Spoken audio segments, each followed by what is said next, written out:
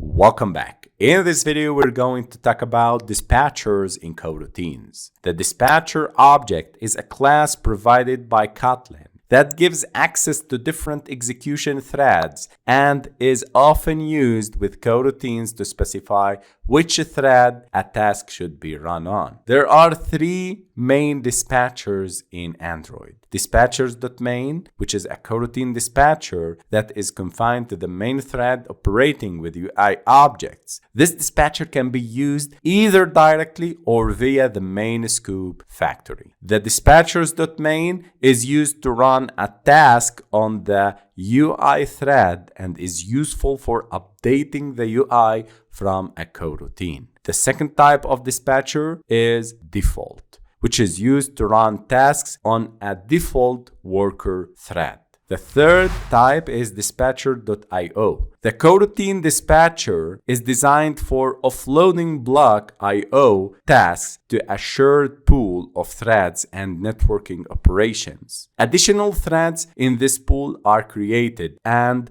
are shut down on demand. So IO-dispatchers.io is used to run I/O tasks such as network requests and long-running tasks. In Kotlin coroutines, with context is a coroutine builder used to switch the coroutine's context temporarily. It allows you to change the context in which a coroutine runs, typically for a specific block of code, and then switch back to the original context when that block completes. Inside a coroutine, we use with context to switch between dispatchers. It's nothing but a suspend function. It calls the specified suspending block with a given coroutine context, suspends until it completes, and returns the result. This suspending function is cancelable. It immediately checks for cancellation for the resulting context and throws cancellation exception if it is not active. Let's move to Android Studio to learn about dispatchers and with context.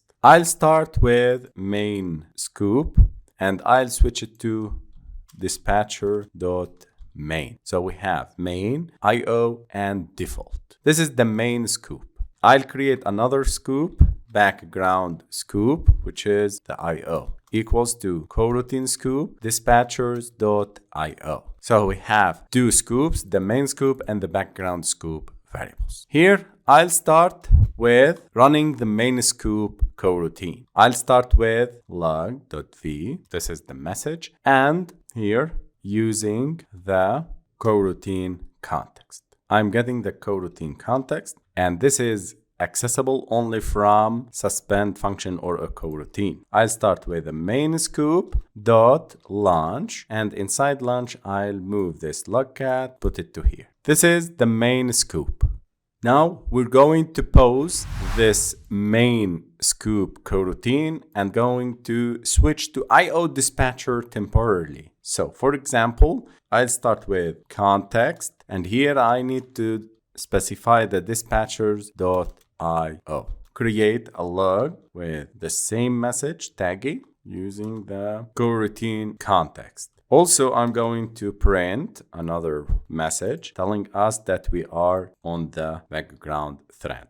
I'm going to use delay. Here I specify the milliseconds. I am just simulating that there is a delay for 1 second. Then going back to the main and the original context. I'll copy this.